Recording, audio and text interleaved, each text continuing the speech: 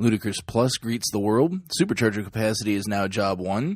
Better maps are on the way, and more. Here are your Tesla tidbits for January 12th, 2017. We start with Brooks from Drag Times as he's worked together with Tesla tinkerer extraordinaire Jason Hughes to figure out the Easter egg to enable the new performance from Ludicrous mode, dubbed Ludicrous Plus by Elon in a Twitter post. First things first, you obviously need a P100D car equipped with Ludicrous. This will not work on the P90D Ludicrous cars as they didn't have the hardware necessary. Secondly, ensure you've received the firmware update. You need version 8.0, update 2.52.22 or later. Now that you've ensured that, we can enable the feature.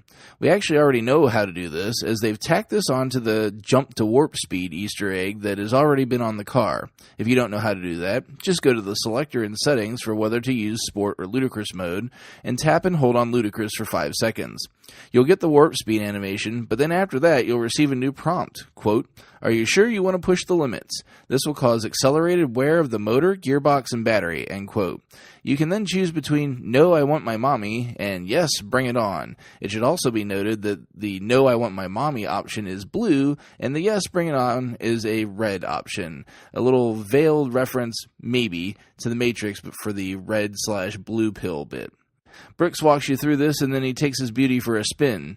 Utilizing launch mode, he pulled a 2.4650 to 60 out of the car, in admittedly less than ideal conditions. Brooks seems happy with it, but I'd say this isn't the promised 2.4 seconds. We'll see what he can pull at the track, and I'll bring you that video as soon as he makes it.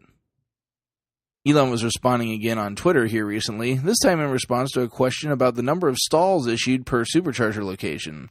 The question pointed out that the early stations were usually equipped with 4 stalls, while newer ones see 6 to 10.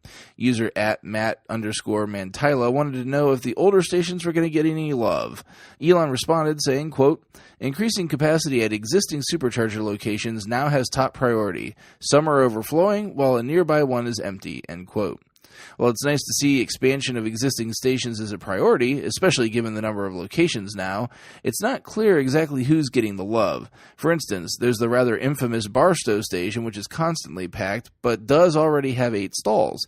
It badly needs some help, but will it be upgraded when other stations have only 4 stalls still?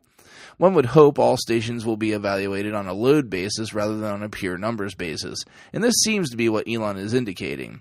A 4-stall location that is rarely, if ever, full should be far down the list from a station like Barstow, which could probably benefit from doubling its capacity due to its heavy use supporting the California to Las Vegas haul. Following the previous exchange, user @MBHNYC suggested that congestion could be relieved by more efficient routing of cars to Superchargers in the map software. Elon again responded saying, quote, "It will in an upcoming release later this year," end quote. So a double dip on the Supercharger front, more capacity, and smarter routing. Clearly, Elon and Tesla are looking ahead to when Model 3s flood the roads, as this will become a huge issue if it isn't addressed before Model 3 launch. I think we can all applaud the forward thinking. Finally, a bit of an epilogue to yesterday's news of the hire of the new VP of Autopilot software. Teslarati is reporting that the director of Autopilot programs, Sterling Anderson, is on his way out the door. Anderson updated his LinkedIn profile showing the end of his time at Tesla, and Tesla confirmed the departure. When Tesla made the announcement of Chris Latner coming aboard as the VP, Anderson tweeted out, quote, "You ain't seen nothing yet," end quote. Now, whether this relates to his new gig, whatever that is, or is referring to what we can expect from Autopilot in the near future is anyone's guess. Anderson was a reasonably prominent figure on the Autopilot project. I wish him luck in his future role. Check out the links to today's full stories in the show description. If you get some value out of the show, please consider supporting me at patreon.com/Tesla Tidbits. Thanks to my super patrons John Waltower and Drew Schuyler for their support at the $10 plus level. As usual, if you have nothing to spare, it's no big deal. You can still support the show for free with positive reviews and by spreading word of the show. If you have feedback for me, the best way to be heard is to tweet at Tesla Tidbits. That's all for today. I'll see you back here again tomorrow. Until then, keep it charged and hit the road.